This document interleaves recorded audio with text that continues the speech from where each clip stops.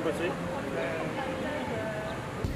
Alors l'idée c'est d'être dans la continuité d'un mouvement qui est tout d'abord européen, qui a été investi par la Grèce et l'Italie en premier, puis suivi par l'Allemagne.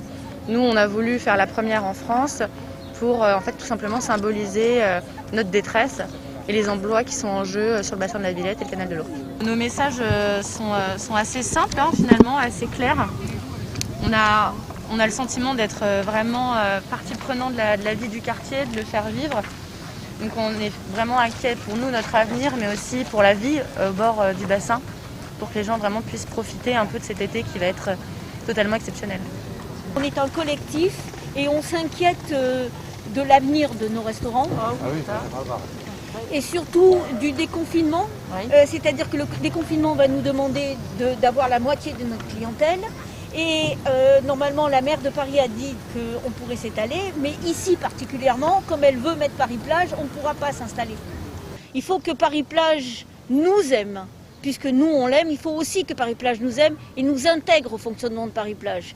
Parce que si on réinstaure Paris-Plage sur les quais comme avant, ça va nous achever. La maire de Paris dit qu'elle pense que les restaurants doivent étaler leurs terrasses puisqu'ils vont perdre de la clientèle. Mais si elle bloque les quais avec Paris-Plage, on ne va pas pouvoir s'installer. Et si en plus de ça, elle met des buvettes à l'intérieur et elle offre une offre de restauration à l'intérieur de Paris-Plage, nous qui sommes juste à côté, on va mourir. On parle de monde nouveau, de baratin, de nouvelles habitudes. Il faut que les gens aient du travail pour manger. Il faut qu'eux fonctionnent pour que l'économie fonctionne, pour que c'est la base du système.